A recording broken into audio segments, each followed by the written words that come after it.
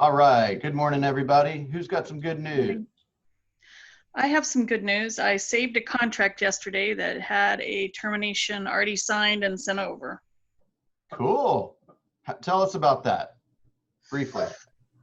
Well, it's a matter of the seller broke my client's confidence and trust by not disclosing something. And it wasn't a big deal, and I can see both sides of it. They had already scheduled a technician to come out and look at the well pump. They told him they had already had it inspected. They didn't tell him they had it inspected in March. And apparently something happened with the well pump in the interim, which happens. It's not a big deal, but because they didn't disclose that the well pump was not working, and my client just happened to call the well pump company to ask a question, she found out that it was not working and that the technician was scheduled to go out there. So the seller was doing the right thing by fixing it, getting it operational. And when she called, they already had it scheduled, but it broke that trust. And there are already some other things my clients were nervous about. This is a rural property with a well and a septic, and they've never had either. And these people were very nice. They already had an inspection scheduled when we went under contract. They were kind enough to share that inspection so my clients didn't have to spend the money. Well, they were suspect. You know, there was all these little things, and they just said, no, we're out. So we were able to, get everybody to calm down, both sides, and come back to the table, last night after 6 o'clock. So Cool. Due diligence ended at midnight. So we got it done. Couple thoughts on that. First of all, good job. Remember, the real estate agent's job in a transaction, outside of being the educator and the protector of their client's interest, is to be the calming force in the transaction, right? I'm sure the majority of us have been a buyer or a seller in a real estate transaction before. And for those that haven't, it's very stressful, okay? And sometimes we just take for granted that, we're just moving one piece of paper to the next stack and, trying to quickly make a phone call and move the process forward. Don't forget that some of these people are very stressed and very fragile, not to mention all the stuff that's going on in the world, right? So we oftentimes have to spend time kind of keeping everyone calm, right? So I'm sure you did that very well. Also, the theme of today is negotiation, and expectation setting and disclosure is a big part of that, right? So do you think that negotiations are going to go smoothly from this point on, after there seems to have been at least the perception of some kind of wrongdoing or misleading or something like that, a lack of disclosure? It's gonna mess everything up. Not that it's messing things up, it's just more obstacles that you have to overcome. Well, in this case, there was a lot of outside force where the son is buying a home virtually for the mother, and the mother wants the house, but the son wanted to be big man on campus and, force his opinions, and they weren't necessarily the right ones for this situation.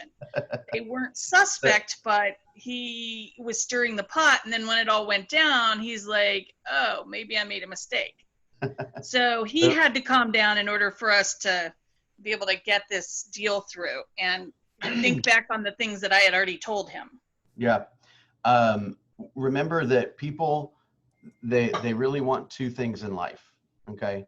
They want to look good and feel right, okay?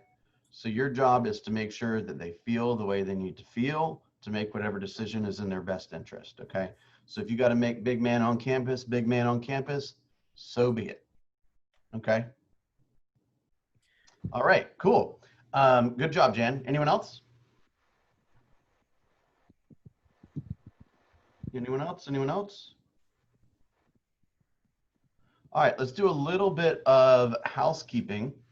Next Monday, I have a thing on the schedule for sharpening your skills. And my idea was to, like last week we did the listing presentation, my idea was to do the buyer presentation this upcoming Monday. Is that something you guys would appreciate, or should we focus on something different?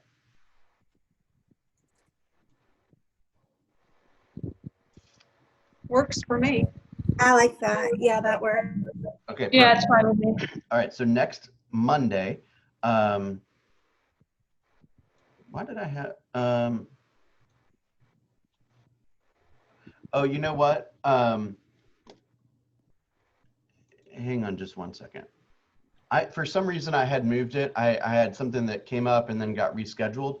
I'm gonna move this back to 2 o'clock, the normal time on Monday. So Monday from 2 o'clock to 3 o'clock, the normal time is gonna be our Sharpen Your Skills with the Buyer presentation. Don't forget that this Friday is Kern Schwartz from O'Kelly and Sorihan is gonna join us. She's gonna kind of do, in my eyes, something similar to what Kathy did. Kathy and Tammy and her team at Shelter a week or two ago when they did like Mortgage 101. We're going to talk about some closing attorney stuff. It's not necessarily 101. You know, we're going to be talking about probably title insurance and title searches and these kind of things that could create obstacles within the closing. So even the agents with a lot of experience that may not have encountered some of this stuff, hopefully it'll be a good value for you as well. And of course, we'll do the launch mastermind at 1 o'clock right afterwards. Don't forget today, Dave Jinks is going to be back with the Georgia Legacy Group. Andy's going to be interviewing him today at 9 o'clock right after this. And he's going to be talking about building an MREA team. So I know that's probably a bit beyond where a lot of us are right now. However, I want you to picture something, okay? If we create a plan for each of you, right, which we've pretty much done one-on-one, and you work the plan, it's not going to be long before you wake up. I think I was talking to Ashley about this yesterday. It's not going to be long before you wake up and you say, I'm slammed. And you told me this was going to work and it finally worked and I'm really busy. What am I supposed to do now? And that's the fun part. That's when we start to get to the opportunity to allow others to handle some of the tasks that have to get done. There's no mandate that you do this. Please don't hear that. But if you're looking to grow a business, there is a model to follow. And interestingly enough, the model was written by Dave Jinks and Gary Keller. So Dave Jinks will be speaking with Andy at 9 o'clock today. If you guys have not watched this video, it's been on my Sunday email for a while. About why list with me. Oh my gosh, that's gold. Gold. All right. Okay. Is there any particular negotiation topics that you guys want to cover? Remember, the first one to yell it out gets to direct our morning. Is there any negotiation strategies that you're struggling with, that you're curious about, that you're unsure about? And we can kind of talk about those in detail. Negotiating repairs. Okay, great. Great. Anyone else? Good job, Rose. Remember, first one to speak, you get what you want. Anyone else? All right, let's talk about repairs. Okay, guess when the repair negotiation discussion begins? Anyone want to take a guess? After the inspection? Nope. No. Before you get started looking. That's all right. On the very, very first day, okay, it begins, remember, there's really kind of two phases of negotiation, if you will. There's actually a lot of phases, but when you're dealing with your buyer, the first stage is setting them up with appropriate expectations. The next, and meanwhile, you're going to be negotiating with your client the entire way, right? What time are we going to see this home? When is the deadline going to be? How much are you going to pay for the home? What time is closing going to be? All these kind of things, right? You're also going to be negotiating with the other counterpart, the co-op agent, the cooperating agent, right? And you want to be able to set the tone. That negotiation begins the minute you call them and say, hey, I'd like to come and see this property, right? So remember, you are always on stage. Great job with that, Jan. So you always have to understand that you are as good of a negotiator as your next best choice. We've talked about that quite a bit, right? If you've got one client and your one client is always late and it bothers you, right? You basically have to have, you got you got two choices. Either you deal with it because that's your only client, or you dump them and you go find a different client, right? You're not mandated to put up with any crap that you don't want to put up with. But if you don't set appropriate expectations at the beginning, your buyer will expect a perfect house. Like no wood rot, no backward electrical outlets, no dirty air conditioning filters. Every window opens properly, even the ones that are painted. Every little nail on the roof is going to get addressed. Like all the little stuff that seems to always be on the inspection report. Okay. I'm not trying to make light of any of that stuff. What I'm suggesting is it's an incredibly strong seller's market, basically everything like 450, 500 and below. And so if you're $200,000 first-time home buyer thinks they're going to get every little piece of wood rot fixed, they may be incorrect. Okay. And it's not that you don't want to protect them.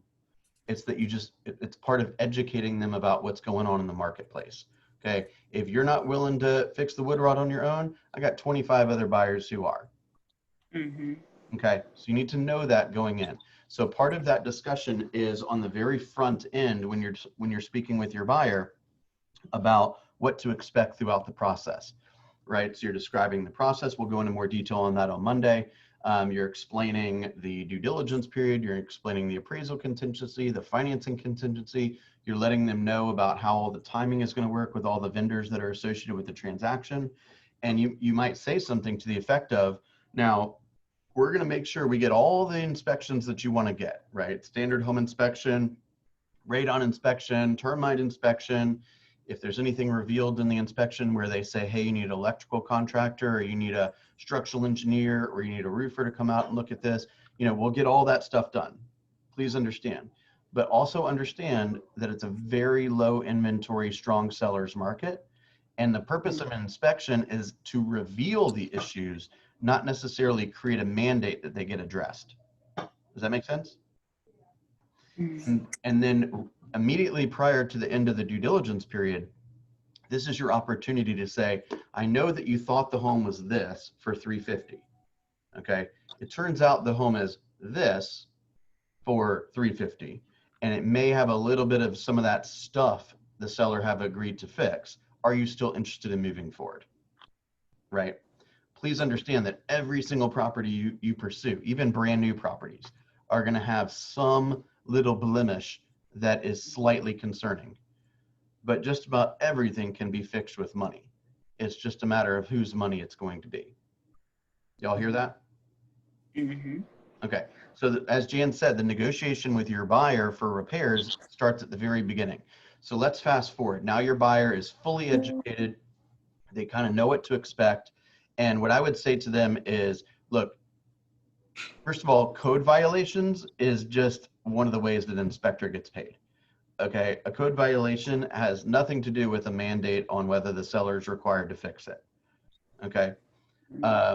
Also changes in code, right? Let's take a deck, for example. Okay, 25 years ago, the posts could be this far apart. Now the posts have to be this far apart, right? Handrails could be only had to be installed at certain heights. Now that's a little different. So there's a lot of changes over code and over time. If it's two old people that don't have any kids or grandkids, they're not going to care whether the kid's head could fit in between the posts. If it's somebody that just had a baby 2 weeks ago, that's going to freak them out. Okay. Does that mean that it's the wrong home for them? I don't know. It depends. There's a lot of other factors involved. Again, it's about helping them gather the information. So what's going to end up happening is, number one, you need to have a conversation with the home inspector prior to the home going under contract, ideally, right? So you're getting close with the terms. I would always call my home inspector and say, hey, I'm close. What's your availability this week, right? Because there's a lot of homes going under contract, right? Inspectors might not be able to get out there the very next day. So as you're firming up the due diligence time period, you also need to be courting the home inspector, or have the buyer be courting the home inspector, to make sure that if you agree to a 7-day due diligence period, you can get the inspector out there pretty quickly. See what I'm saying? You're always negotiating. It's not just the obvious stuff, right? You're making sure all of your helper people, your vendors, are on the same page with you. All right. So now home inspector's he's like, all right, I'll pencil you in for Thursday at 1. Awesome. I'll call you tonight and let you know it's done. Right. Text him tonight. Hey, Dan, everything's cool. See you Thursday at 1. Right. I'll send you the details in the morning. It's that kind of like banter that's going to help everything go smoothly later on. Okay. So I would have that conversation with the buyer that says, look, the inspection is to reveal all the issues. However, please understand that there's a good likelihood the seller's not going to address every single thing on that list. Nor is it typical to essentially cut and paste the home inspection report and say, hey, seller, fix all this, right? That's only going to upset and frustrate the seller. The buyer needs to pick the handful of things that are most important to them, which typically are system related and health and safety related, right? So if the AC system's not working, clearly that should be fixed. If there is mold or suspected mold at the property, I think that's a big deal, right? If there's an active roof leak or broken windows or,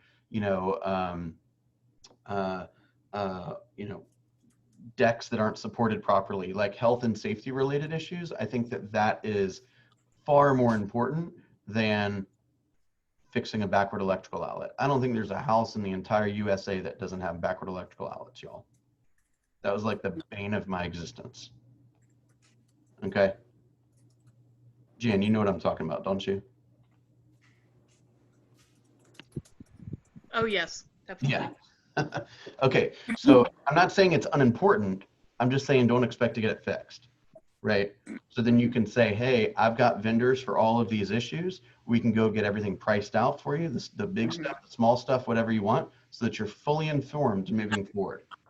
Okay. And let them know that, some of these inspection reports come in and they're 60 pages long. And, I looked at an inspection report for my brother-in-law and sister-in-law the other day that was just ludicrous. I mean, some of the stuff that this guy pointed out. There was a plate on a rafter in the attic, how he even got up there to take the picture, and he worded it so the buyers thought there was a structural issue with the rafters, and they wanted a structural engineer to come out and check the roof. And when you read the fine print, it said, if there appears to be a problem, have an engineer come out. But these buyers were insisting on a structural engineer to check out the roof. And there was, they're by law required to report that stuff. It just sometimes just doesn't mean a thing. So the calmer you could be about explaining what it might be and letting your buyers decide, because ultimately it is up to them. Yeah, I'm gonna push back on that just a tiny bit, Jan, which is it's not for us to decide, right? If the inspector says we need a structural engineer, say, hey, let's go get a structural engineer. I don't want you to buy a home you're not comfortable buying, right? However, there could be a commentary on the inspector that you have that come out. Like the inspector that I tended to use a lot was a engineer, what do you call it? Not a structural engineer, but some type of engineer from Georgia Tech. And he taught home inspectors, like, the rules and all that stuff. Like this guy, like, look, he's not going to let anything slide. Like he's to the nine straight up, but he's not going to make a big deal out about something stupid that he knows isn't a problem. Right. So like he can identify cracks in the basement that are problematic and cracks in the basement that are not problematic. Right.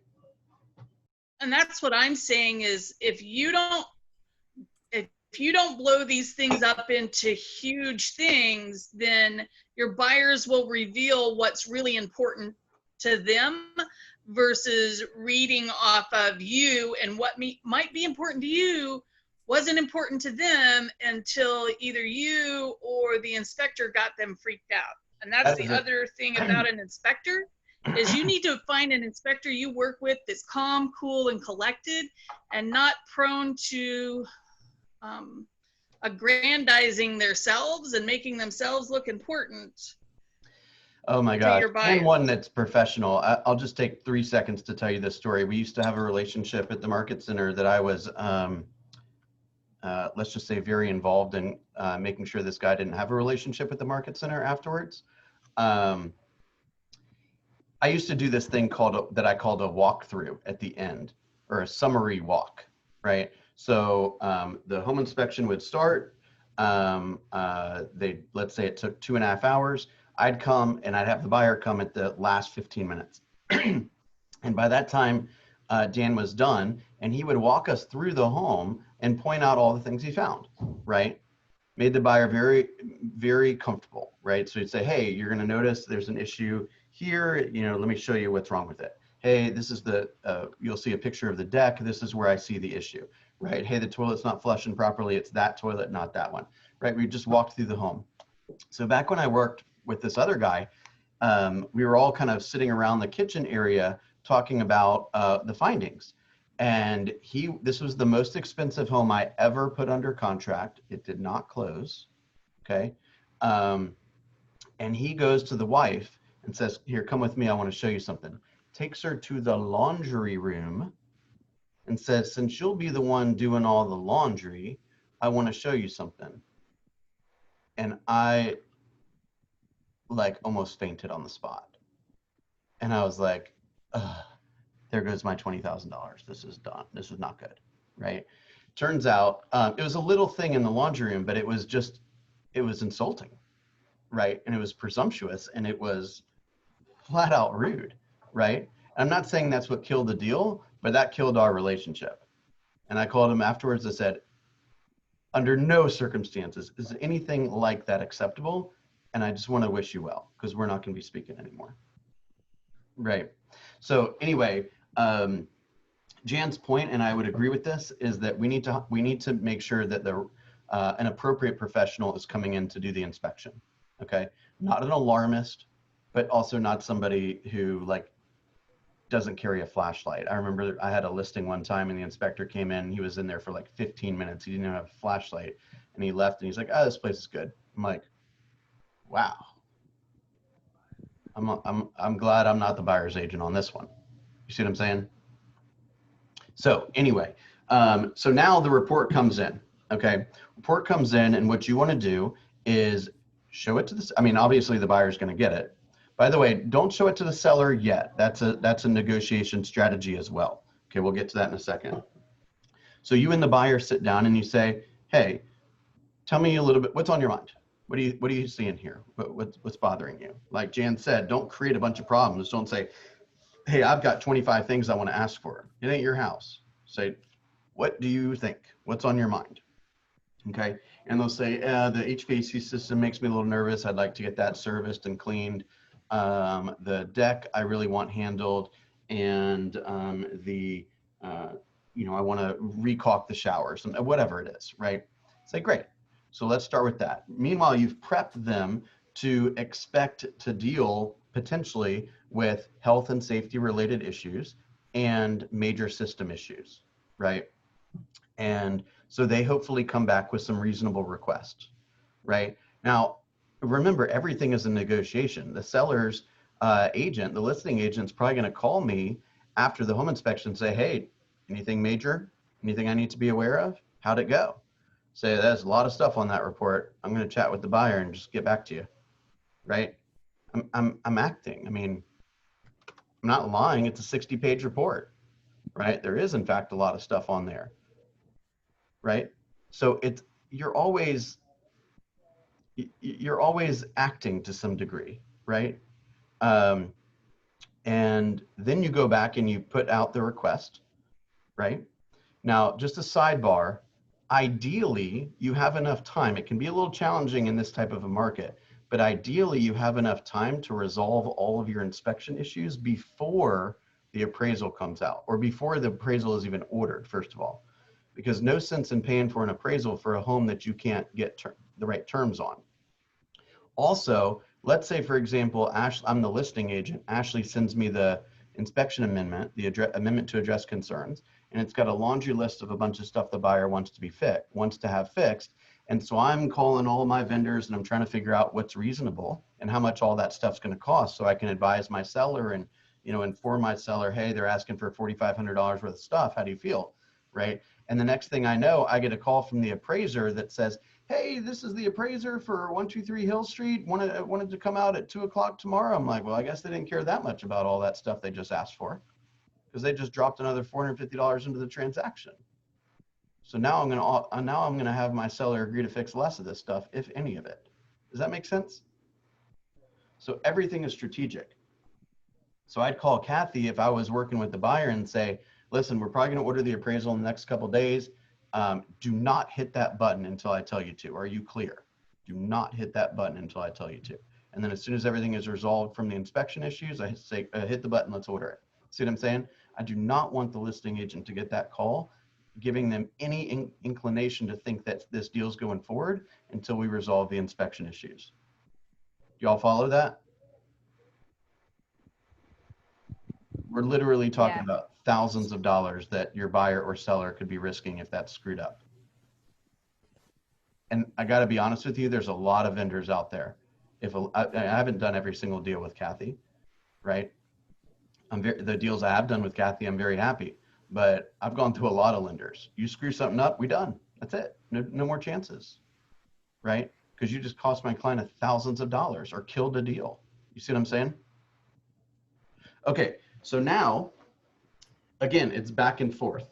Now, sometimes you don't want to squeeze every little nickel out of the first stage of negotiation, which is like, you know, closing attorney, closing cost, closing date, sales price, earnest money, you know, and special stipulations, all that. Remember, like, I don't want to say leave a tiny bit on the table, but don't be a complete jerk in that phase of the negotiation, because most likely you're going to need another phase of the negotiation to deal with the inspection. Do y'all hear that? Okay. Yeah, that makes sense. Right. Don't try to eat them alive. Just be polite. You can be ruthless and polite at the same time. Okay. Just be professional and be polite. Now, also keep in mind, a lot of, you know, we're dealing with a lot of multiple offers right now, right? And agents are using a lot of escalation clauses. So they say, well, the list price, let's say, is 300. I'll give you $1,000 more than the next best offer up to 310. And I win. Okay. And let's say I win and the sales price is 303 now. Okay. I just told the guy I was willing to pay 310. Right. So if I come back and I'm like, fix that backward electrical outlet, they're going to laugh at me. And frankly, they should. You see what I'm saying? So remember, first step is to win, but sometimes in the course of winning, you end up showing more of your hand than would be ideal. But guess what? You don't get to negotiate inspection related issues if you don't win. Does that make sense? So sometimes you got to do this thing in phases. You got to win, meaning get the contract, get the home under contract, and then you'll deal with everything else. Does that make sense? Yes. Bill, I got a question for you real quick. Yeah. So when someone does with the multiple offer situation and they have their buyer that actually won that particular offer, the advisable approach is to let them know at this point, you won the bid, no matter what. Don't try to come back and actually add all the caveats at all to the inspection report. You just want to kind of just go ahead and move forward without. No. Well, it's two different things. Just to make sure we're all clear about that. So we're not even going to think about the inspection until we win the home. Right. So we're going to do, if your buyer wants the home and they're willing to, you know, give the best terms, then congratulations, they win. Okay. Behind closed doors, you should be telling the buyer, hey, you know, this is a really competitive situation. Most likely you're not going to get everything addressed on the inspection report, just to remind you of that fact. However, we won. So now we're under contract. All of the other possible buyers are out of the picture. It's the buyer's due diligence period. Remember, not the seller's. So now that you're under contract, you can ask for whatever you want. The seller can't say, I hate you, I'm going to pull out of the deal. All they simply can say is no. Right. And so don't be afraid to ask for it, because they're not going to like pull out and say no, But for example, let's say you go under contract and they get a better offer the next day and they sign it as a backup offer. Like they're under no obligation to tell the first buyer they got a second buyer that's in backup position. So they can't go in and say, hey, I suppose they could tell you, hey, don't mess around here. We got a backup offer and we will say no to everything you ask for. Right. Okay. And I've said that before on behalf of a seller. But when it really comes down to it, if they want to, $100 something fixed, we're going to fix it and move forward. It's not worth the hassle. Right. So the important takeaway there, Tawantis, is you want to make sure that first you win, but remember the seller can't back out. It's the buyer's due diligence period. So now that we've, a week or two later, once the inspection report is out and the termite report is out and the radon report is out and all that stuff, we're going to go in and ask for whatever we want. And understand they're probably going to say no to a lot of things. However, you got what you wanted, which was the house. Sometimes winning is getting the house, not the house that's perfect. Does that make sense? Okay. The biggest takeaway here is that it truly is a negotiation, right? The only way this is going to move forward is if both parties feel good about the terms.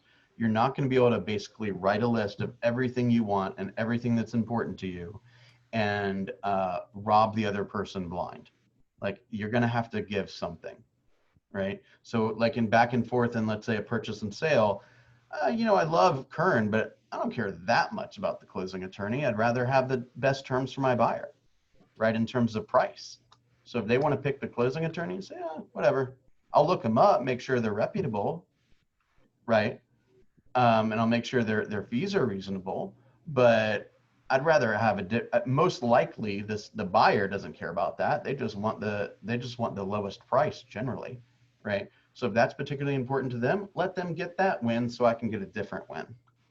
Okay. Negotiation is not getting everything you want. It's picking the things that are most important to your client, which obviously begs the question that you need to know what's most important to your client, and you only get to know that by asking appropriate questions. And then determining which things aren't so important to the client, and then make those the things that the other party gets. Right? And that's why when you're sending an offer, you might say, hey, this is Bill Linkwald with Keller Williams. I just showed, 123 Hill Street. It's a beautiful home, and we plan on writing an offer. Just so we know, is there anything in particular that's particularly important to you? Right? Now that's a very nice question. I'm not saying I'm going to give it to you. I'm just curious, right? Oh, we don't want to close before September 15th and that big mirror in the bathroom we want to keep. I don't care about that. Okay, so we write it up. We don't close before September 15th and you can have that ugly mirror. See what I'm saying? But when the seller gets that, they say, oh my gosh, this person really cares. They're going to let me keep that mirror. And then I'm going to eat them alive on the price. Does that make sense? So I'm being ruthless and polite all at the same time. And when I'm negotiating for my amendment to address concerns, I try to negotiate strongly on the 3 most important things to my clients. I like that. And that's how I start out. Okay, so you've seen the inspection. What are the 3 most important things that jump out at you that are really important to you? Because then they're like, oh, what are the 3 most important things, and all the rest of it's trivial. Yeah, and I can throw in a few of those, but. I like that a lot. And remember that, again, everything can be fixed with money. It's just a matter of whose money it is, right? So, if you've got a $2,500 problem, then as long as they're going to pay for it, what difference does it make, right? But everything is, you just got to ask the people, like, let's say radon. You got high radon. Yeah, it's not too expensive to fix, and more than likely the seller is going to have to address that for any buyer. So why not just address it for us? However, now you got a home with a fan operating 24/7 and a big ugly pipe in the garage or something, right? And that may prevent buyers in the future from being interested in that house. So is that something that you want? That home that I was just telling you about, the laundry room thing, they had actually really high radon, And it scared them. They said, I don't care if you're going to fix it. I don't want to buy this home anymore. You see what I'm saying? So I would say, hey, just throw some cash at it and make the problem go away. They're like, I don't want to buy the home even if it doesn't have radon after it's been fixed. Say, okay, got to be respectful of that. Now, at that moment, I'm negotiating for the relationship. I don't care so much about the house. I want to make sure we're good, so you give me the opportunity to help you go find something different. See what I'm saying? Because if you make light of things that are really important to them, then they say, this guy doesn't care about me. All he wants is a check. See what I'm saying? I don't care about the check. If we're tight, I'll get paid. And I don't care about whether you buy the first house or the 18th house we look at. This is the most important thing to me, is make sure you like me and I like you. Make sense? All right, y'all, go hop on Dave Jenks's call. And I moved the time slightly, but from 11:30 to 12:30 today, we'll have the coffee talk or coffee office hours. So if you'd like to come into the room between 11:30, I'm sorry, and 12:30, ask any questions, give me any feedback, make some suggestions, complain, whatever, the door will be open, okay? Rhonda, I gotta tell you, I'm so glad that you're here. I've kind of focused on you sometimes because you're always smiling at me. It makes me happy. Thank you. Oh, well, I enjoy all the information. All right, y'all have an awesome day. Good morning. Thanks. Thank See ya. you. Bye, thanks.